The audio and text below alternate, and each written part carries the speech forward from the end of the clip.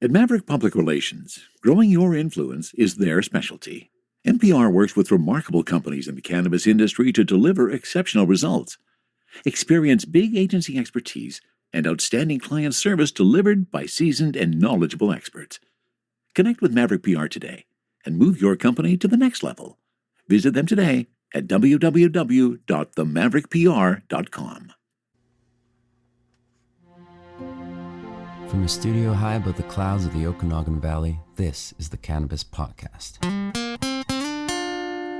Exploring the world of Canadian cannabis culture, one toke at a time. Now, here's your host and bud tender, Gary Johnston. And thank you. Welcome back once more to the Cannabis Podcast. I'm still here, and I'm still Gary Johnston, still a bud tender, so I guess everything is, the universe is right. This is going to be kind of a wacky episode today, and I say that because as soon as last episode dropped, like the morning after, I got ripped off. Going to be talking about that because I was not pleased that it happened. Also, I'm taking a little different a turn on Cultivar Corner, because this week, Cultivar Corner is going to be as local as it can possibly get. And in fact, I can't get more local than my backyard, which is where today's samples were obtained. We're going to actually do two on Cultivar Corner. Whoa, double bang. The first is we're going to take a peek at some of the flower, which came out of the backyard. And then, more excitingly for me, at least because this is the first time I've done it, going to take a small sample of some of the bubble hash, which subsequently came out of the backyard harvest. All that, plus we'll take a peek at a couple of stories about Canada's first year of legalization and some of the oddities that are still going on. All of that and more is coming your way on episode number 31 of the Cannabis Podcast. So let me start with the bad news. It's the old bad news, good news scenario. Actually, there's not a whole lot of good news in this one. So last episode, I shared with you the joy that I had over the cannabis plants, the 4 cannabis plants that grew in our backyard. The fact that the Indica was the first to flower and the first to really come to blossom, and we harvested all of those 2 Indica plants, I'm happy to say. And then I guess I made some reference to the fact that, last year we had them ripped off. Maybe the person was listening and got clued in again that there were some plants going on. My suspicion, quite frankly, is I think it was the same person or persons who ripped us off last year.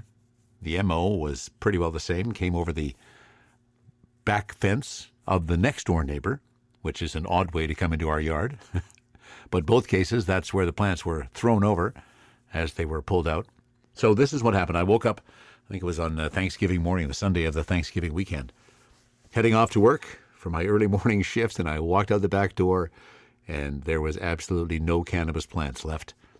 And there were 2 sativas. We'd harvested all of the indicas. The sativas were still, I'd pulled off maybe 2 or 3 ounces of that sativa because there had been a frost, and I pulled off some of those branches that had been in pain. But the bulk of the plant was still there. And I have some choice words for them. The asshole stole them. That's what happened. I'm going to assume that it is a singular individual, perhaps with a couple of them. The funny thing is they left 2 of their tools in the garden, a fairly nice pair of shears, which would have no hope of cutting through any of the stalk on those plants, and a red flashlight, like a bike light, but it was red. I guess they felt that the red was going to be hidden more than if it was a bright white light. So they did leave those 2. We reported it to the RCMP, said, hey, we got our cannabis plant stolen. We'd like to consider that a theft. And then, of course, they said, well, do you have any cameras? Were there any witnesses? Can you give us a description? Do you know which way they went? All of the various questions that we had no answer to. So I suspect there is going to be a slight change in behavior around our location next year. I'm not even going to talk about it on this program, because that may in fact be, I might be setting myself up for more pain than I'm prepared to handle. I'd like to think not, though. We're going to go to a different variety next year, and also going to put in some security. I think it's time we got some cameras out in the yard so that we at least have a visible into our backyard, close enough with the camera. anything needs to happen, should we either get ripped off again or have some other thing happen, we'll be ready for it. So that is one decision that has been made based on the experience of the last couple of weeks. Terribly disappointed. This is the second year in a row where the bulk of my sativa has been taken before I really truly had a chance to explore it. So we did get a bunch of the black indica off. That is what we're going to be featuring on Cultivar Corner this week. And then we'll also touch into a little bit of the black or the bubble hash that was a result of that indica. So those are some good things. So again, the bad news, I got ripped off, and that is a factor I guess we're all going to have to get used to with Cannabis 2.0. The fact that you may be legally allowed to grow 4 plants, at least in BC, in a place that are not visible from a public space, which we followed all of the rules. We kept them hidden, they weren't visible, and still somebody came along and took the spoils of our harvest and the spoils of our work. Now here's the true irony from my perspective. The second sativa plant, it had hardly any bud on it. Like seriously, it was not going to even be touched for probably another 3 weeks because they were just tiny little buds. They really had truly just started and they ripped it out. The humanity.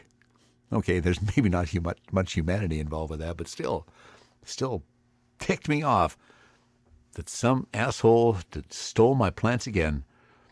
Lo and behold, I'm going to find a better way to keep my cannabis to myself next time, because despite the fact that they may have ripped me off, they're not going to stop me from growing my own cannabis. Exploring the world of Canadian cannabis culture, one toke at a time.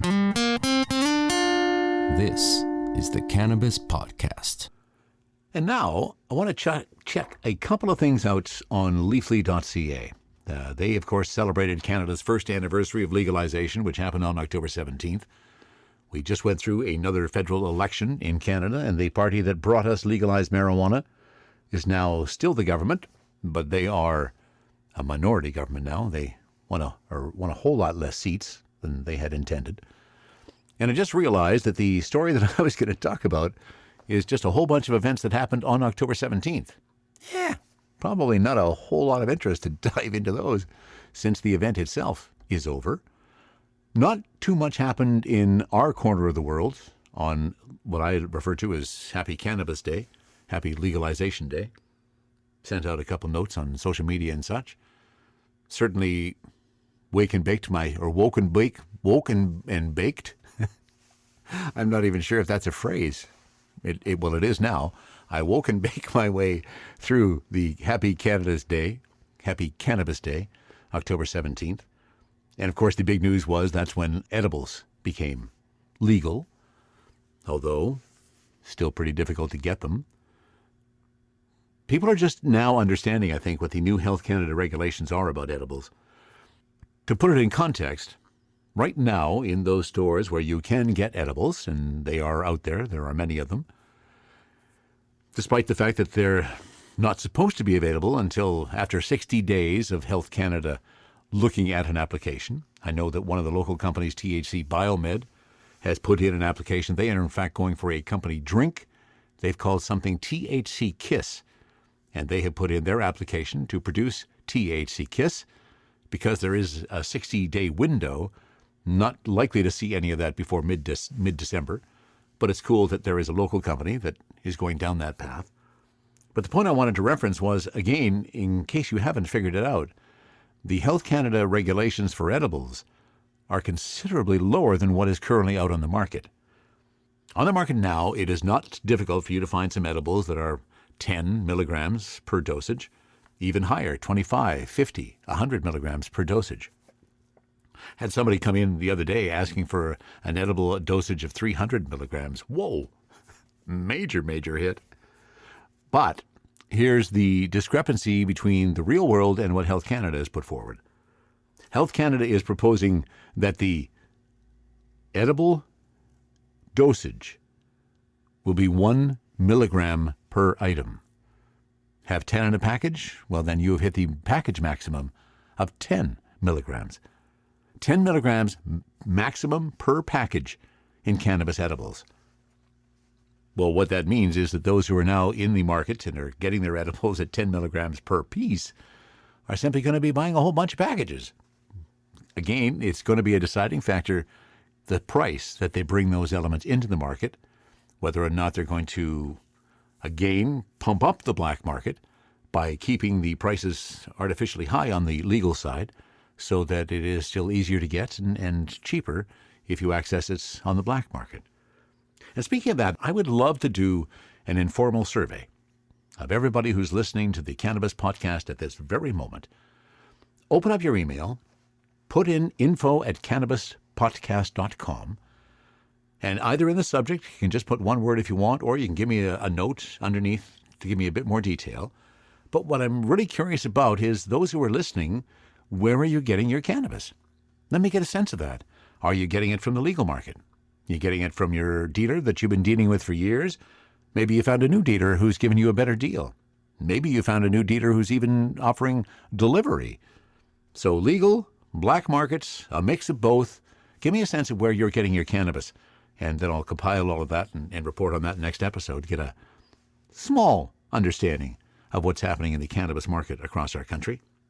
So there is the woes and the tales of what's happening out there now. Looking forward to seeing some of these edibles come to the fore as we head into December and get more of the manufacturers along the line. Also like to see a considerable change in what's happening in the packaging on the legal side. We obviously are hearing more and more of that as still more stores open up. And speaking of stores opening up, we here in the central Okanagan are still literally with one additional retail store that is open for cannabis, still waiting for more. Our provincial government is incredibly slow. They said they dumped a whole bunch, but they haven't dumped a whole bunch in the Okanagan, still waiting for more stores to open. And I hope that's going to happen sometime soon because I'm getting really tired of waiting for that. But that is the woe of being a cannabis consumer in Canada in 2019. THC, CBD, terpene profiles, what's in me? Oh, please explain to me. Cultivar Corner, Cultivar Corner, oh yeah. Cultivar Corner, please explain this stuff to me. And welcome back to Cultivar Corner, and shall we say, a slightly different corner. Maybe it's a kiddie corner, Cultivar Corner this week, because I don't have anything from the legal retail market. In fact, this is all developed locally and personally. I'm going to, in fact, start off with some bubble hash. So, as I mentioned in the last episode, after the harvest, I picked up some bubble bags from bubblebagdo.com, or .co, I guess, and really an easy process. Now, I learned a few things in that process. So, for those unaware, here's what happens with bubble hash. You're taking a bunch of the trim leaves that you have taken from your plants. We did wet trimming, so we had a fair amount of it. Put a substantial amount of that into one of the bubble bags with some ice in the bottom and ice on top of it. Let that sit. Now in our case, there were 4 different size bubble bags. So in the top one, that's where all of the leafy material goes. And then it has a reasonably sized micron filter at the bottom of it, which everything sifts through. Gets smaller and smaller as we go to the bottom. 4 bags in total. First bag is where we have all of the leafy material and all of the ice. Let that sit in that icy mixture. What you're trying to do is you're trying to freeze the trichomes off of all the plant. Once the trichomes become frozen and brittle, they fall off and they drop down. And the series of filtered bags means that that bottom bag is going to be some really nice concentrated trichomes. Delicious. Looks kind of cool too. Process was really easy. My wife and I kind of both enjoyed it. She did most of the stirring. I did most of the extraction. And it worked really well. And we got a substantial amount. Well, substantial amount. It's not worth ripping off, by the way, anybody. It's not that much of a substantial amount. It's just a little bit. But we got this really nice, very sweet-smelling hash. Bubble hash. And it's called bubble hash because of the process of going through the bubble bags. And supposedly it's supposed to bubble a little bit when you smoke it, but I haven't actually seen that. But really impressed with it, really pleased with it. And I have to say, after my wife had her first toke of it, she said, ooh, that's really nice hash. So that's our first sample today on Cultivar Corner. We're calling it Okanagan Blonde. Guess it is a little bit blonde. And this is what bubble hash tastes like and the effect it has. And I'm just using a tiny little pipe. Oh. I had forgotten how much I like the taste of hashish. It's just so much sweeter than the cannabis flower. And I am really impressed with the hit on this hash. I'm also fairly impressed that the pipe hasn't sent me into a coughing fit, because that sometimes is a result. Okay, it's starting a little bit, but no, I'm stopped it. Oh, but really such a sweet taste. And bam! Without a word of a lie, I have immediately got my happy eyes. I'm feeling really buzzed. Just, wow. I'm astounded at how quickly it comes on and how strong it is. So if you have the opportunity where you have a little bit of leaf from the plants you're growing and you don't want to throw them out, you'd like to get some value out of them, I strongly suggest doing a search for bubble hash, picking up some bubble bags yourself. It's an easy process, it's a lot of fun, and it really is quite fascinating as you go down into those smaller micron holes with the filters that are deeper down in the bucket. The amount that comes up of that, like, I was absolutely astonished with. I guess that's the good news from the bad news, good news scenario. When those sativa plants did get ripped off, they left some just leaves laying on the ground. Had a minor amount of bud, but significant amount of leaves.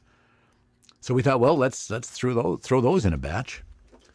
We did, and that was also where, oh, and it just smells so good.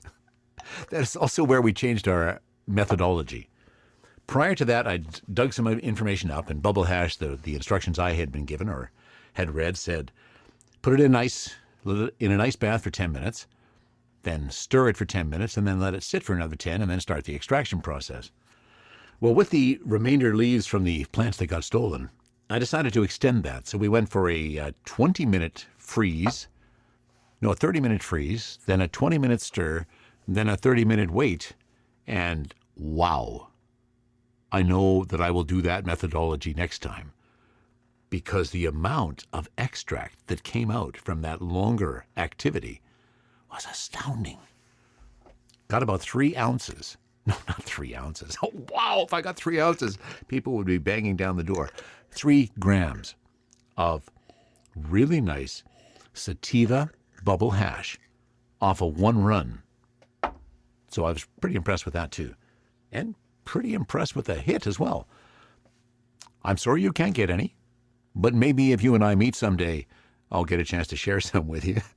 So the first event on Cultivar Corner this week is the delicious bubble hash, which we're calling Okanagan Blonde. I don't know if it'll catch on or if I've produced enough that everybody can have a sample, but I have to say, I'm pretty happy with it. Are you ready for liftoff? Don't miss Canada's #1 cannabis conference and trade show, Lift & Co Expo, coming this May 12 to 15 to Metro Toronto Convention Centre. Level up your industry intel at the Lift Cannabis Business Conference. Connect with movers and shakers from across the cannabis industry and preview new products and services from 250 plus exhibitors. Plus, everyone loves Lift & Co Expo's prizes, live music, and more. Visit liftexpo.ca for tickets. That's liftexpo.ca. And now it's time for part 2 of Cultivar Corner.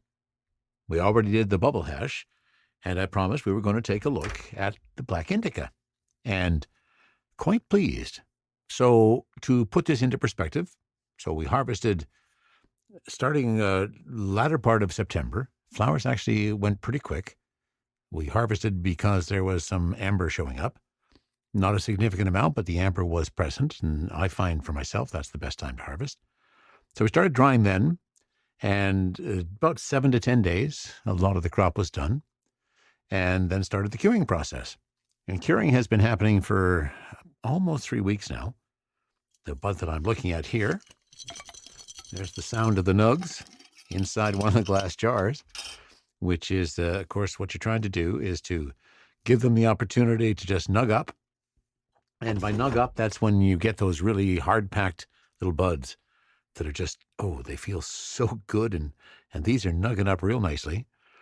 As I look at this particular strain, so this was a black indica, and there's lots of nice little orange hairs throughout the bud. There's a fruity, almost a fruity kind of odor, and really sticky. Quite pleased with how these are nugging up. So the cure is going well. Now, it's always a little tenuous to start smoking it at various parts. Of course, you have to. You got to give it a try, right? So I'm now going back to a joint for this one. Did the hash in the pipe. Now, because I'm doing this in a joint for the one specific reason of this is some stuff we grew by ourselves, we did not use a lot of fertilizer on it. We only did it for a couple of weeks as the flower was processing. But I want to be absolutely sure that the flush that occurred afterwards was correct. And so far, I'm very pleased to say that the ash off of said joint is nice and white. There's no black there. It's just, has a nice taste, not harsh at all. And then the fact, different than the hashish. The hashish is just a bang, here I go. Bam, you better be ready for me. This is more of a creep up. On the black indica, the first feel is, again, just a tinge of happy eyes, a little bit of euphoria. Yeah, okay, I'm smoking some cannabis. That's feeling pretty good. And then it tucks into a real nice relaxation in fairly short order. It's just that kind of, just a feel good kind of high. Very pleased. We're both very pleased with the end result of our product. I won't bother saying how much I got out of it because I don't want to tempt anybody else.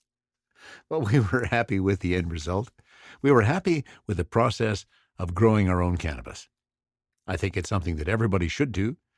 In fact, I've seen a number of discussions, especially back on the Canadians subgroup on Reddit, where a lot of people are saying that they're thinking that even if the retail stores are open, they're going to be a little slower now as the harvest comes along, because many people like myself and perhaps you have been growing their own and don't have that same need to go visit the retail stores over the next little while. So that's always a positive as well. And once more, I do not have the ability to share this with you, except in small circumstances when you and I perhaps meet and sit down and smoke a joint one day. Who knows? Maybe that will happen. And if it does, I'll gladly pull out a little bit of our black indica and roll up a nice big fat doobie and share it with you, because I'm pretty happy with the taste, pretty happy with the effect as well. And after this little foray into the local side of things, we'll head back to another one of the private retailers next week, and we'll do another Cultivar Corner heading back into the legal markets. Again, if you have any suggestions, please send them along to info@cannabispodcast.com. We'll take your suggestions to heart, and who knows. So there we go, black indica, homegrown, and pretty happy with the end result. From a studio high above the clouds of the Okanagan Valley, this is the Cannabis Podcast. Now, speaking of the ability to purchase cannabis, as we have many times on this podcast, I was intrigued by a story. This was on CBC News, actually pointed to it by my friends at OkanaganSea.com. Thanks once again, David Wiley, for allowing me to rip off some of your links. And he initially talked about this particular story, but this is a CBC News story. Cannabis stores in BC mark their first year of legal sales with mixed reviews. And boy, will I ever add to that mixed review part of it. And here is the story. A year after Canada legalized cannabis, the system of public, private, and online sales in BC remains a work in progress. At its core, the system is simple.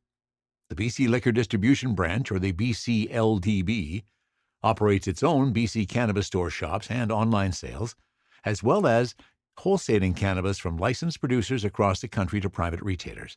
It is the only access to cannabis for private retailers in the province of British Columbia. But it becomes a bit of a patchwork where municipalities have added their own rules and dispensaries go through those vetting and licensing systems, and that is apparently what has happened in our province over the course of legalization 2.0 and 1.0. There are now 85 provincially licensed private dispensaries, all of which have cleared local government hurdles, and there is a map on this particular article. You can take a peek at that. Again, the article link is back at cannabispodcast.com. There are 7 official BC cannabis store locations, none of which is in Metro Vancouver or the Okanagan, as far as that goes. And there are at least 9 more government stores planned. Some areas lack stores completely, mainly because municipalities have a veto power on the issue. Some, like Vancouver, have moved aggressively to create zoning and licensing rules for companies wanting to set up shop, but others have put in complete bans, and some are taking a wait-and-see approach. By and large, our members appear to be satisfied with how the system is operating, said Sukhmair Maha Tate, new president of the Union of BC Municipalities. Well, pardon me, Mayor, but many of us in the industry are not all that happy with how it's going. The Central Okanagan, a case in point. I mean, the shops here were approved locally by the municipality months and months ago. I did an interview with the people at the planning departments in both the city of Kelowna and Penticton back in January. It's not a delay in the municipalities getting to this point. Attorney General David Eby's ministry, which oversees the BC LDB, said on Thursday that a little more than $60 million worth of cannabis has been sold in licensed stores since legalization, adding up to nearly 5 tons. Now, the spokesperson was unwilling to say how much of that was through private stores and government-run stores. According to that spokesperson, as of October 1st, there had been 145,454 transactions through the online BC Cannabis store, totaling the equivalent of 1,514 kilograms of cannabis. Cannabis sales in BC in July totaled $5.5 million, according to Stats Canada, up from June, but less than a quarter of the sales in Quebec, Ontario, or Alberta. And of course, it is the growing pains in BC which is making our situation so much worse. The article goes on to talk to a former dispensary owner. He operated a gray market shop in Vancouver in the years leading up to legalization. He was among the first to get a license from the province, but nevertheless, it required tens of thousands of dollars in legal fees and lots of patience. He wasn't able to sell cannabis for about 2.5 months after it became legal. A quote from him says, "On the whole, it's been very, very positive. You know, there are still bumps, there are still steps. There are things that have to be fixed, but we're getting there," said Babbins. "The legit market's a lot better, a lot better." He said he doesn't have to worry about looking over his shoulder, and while profit margins were much better before legalization, he gets more business now. Initially, Babbins had to learn to deal with the BC LDB's 37 licensed producers, and there were bad or old batches of weed, but now he's confident in the product he's selling. And the story is completely different now for Don Briere, owner of Weeds, Glass and Gifts. At its peak, Weed had 36 unlicensed stores across the country, with 20 in BC. Briere said in a year, the company had roughly $45 million in revenue, and about $10 million of that paid in taxes. He was selling products outlawed by the federal government, like shatter and edibles, but in June, he began shutting his stores down, and now he's trying to get licenses to reopen the maximum 8 dispensaries in BC. He may not be happy with the quality of the cannabis available through the BC LDB, the cost, or the packaging, but that's what he's got to sell if he's going to get into this business. And that's the way it is. If you're moving into the legal business, there is no choice, especially in BC. You have to take it from the BC LDB. And there we go. We are almost, we are over a year now. It is well past October 17th. Cannabis has been legalized in our country for that long, and we are still not necessarily where we want to be. But it is, as we have pointed out many, many times, at least cannabis is legalized in our country. We do have that. And thankfully, the government that got us legalized cannabis did not lose power, and we're not having that revoked, which was what my biggest fear was. As always, if you have any suggestions for topics you would like to hear or people you think that we should talk to, please send us a note at info@cannabispodcast.com. Remember, I'd also like to know where you're getting your cannabis, legal, off the black market, or a mix of both. Be really pleased to hear that. We will try to dig up a new cultivar for next week's Cultivar Corner. And that about wraps it up for episode 31 of the Cannabis Podcast. From the cannabis-infused studio, high above the Okanagan Valley, this was the Cannabis Podcast.